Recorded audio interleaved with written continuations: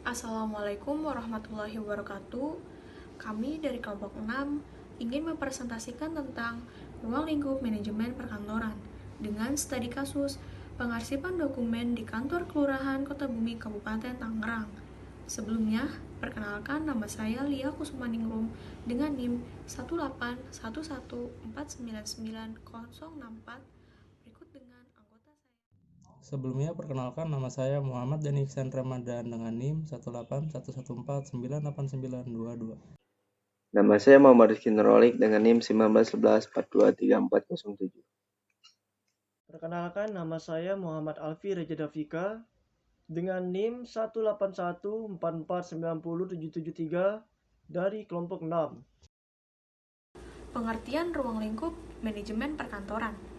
Ruang lingkup manajemen kantor atau manajemen perkantoran adalah suatu kegiatan pengelolaan data dan informasi yang dilakukan secara teratur, sistematik, dan terus-menerus mengikuti kegiatan organisasi dengan tujuan mencapai keberhasilan tugas organisasi yang bersangkutan.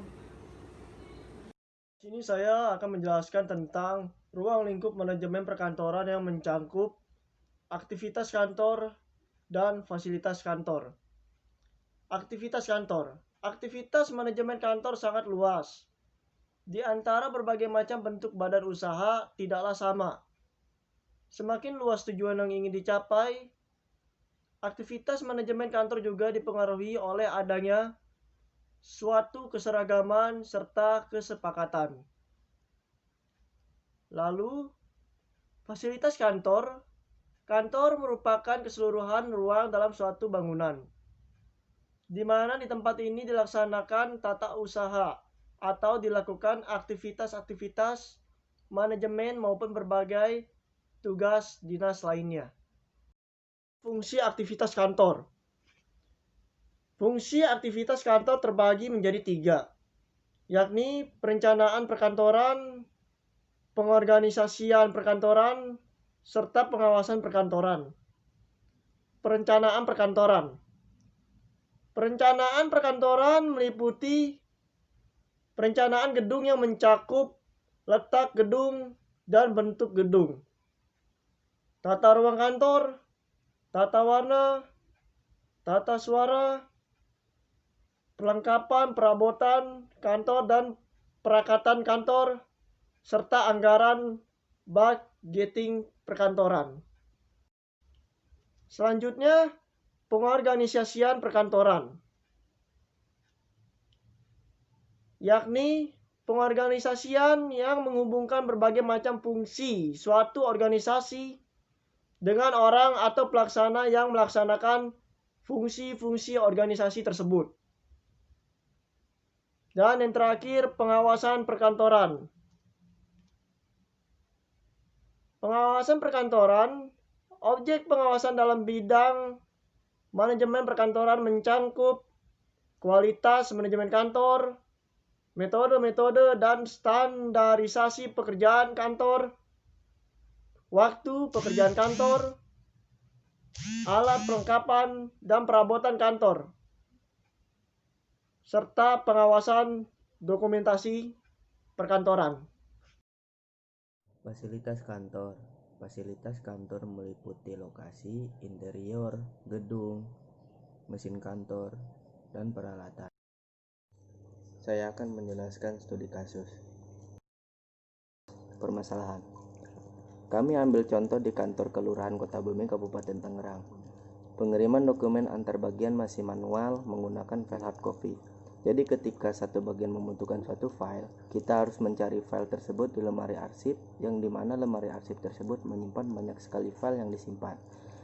Hard copy sangat terkait dengan pencetakan, memerlukan biaya besar dan pemrosesan waktu. Hard copy juga rawan dengan kerusakan seperti basah, sobek, atau hilang. Hal tersebut perlu dilakukan untuk mempermudah pengorganisasian perkantoran menjadi lebih efektif, efisien, dan transparan, tanpa ada harus hal yang ditutupi. Mengurangi kesalahan dan konflik internal karena adanya perbedaan pendapat dalam mengatur pengorganisasian dalam hal pengaturan arsip. Oke, di sini saya akan membacakan kesimpulannya. Jadi, kesimpulannya yaitu Kantor Kelurahan Kota Bumi Kabupaten Tangerang mengalami permasalahan dalam pengiriman dokumen antar bagian karena masih menggunakan cara yang manual.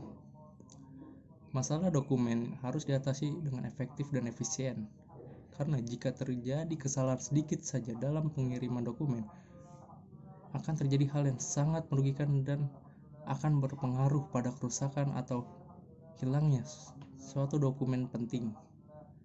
Terkadang, dalam pengambilan keputusan untuk pengiriman dokumen yang lebih terperinci, kedepannya haruslah menggunakan perhitungan dan perencanaan yang tepat agar tidak terjadi hal yang tidak diinginkan, seperti kehilangan dokumen penting pada saat pengiriman sedang berlangsung. Saran, untuk pengiriman dokumen lebih baik menggunakan soft copy, karena dengan menggunakan soft copy, kita bisa kapan saja mengirim data melalui email dan media lainnya, dan dapat menyimpan data tanpa memiliki tempat fisik. Contoh penyimpanan dokumen yaitu seperti teks digital, format gambar atau lainnya yang bentuknya itu seperti PDF, file doc, file presentasi, dan lain-lain. Demikianlah presentasi dari kelompok kami, kurang lebih mohon dimaafkan. Wabillahi taufik wal hidayah. Wassalamualaikum warahmatullahi wabarakatuh.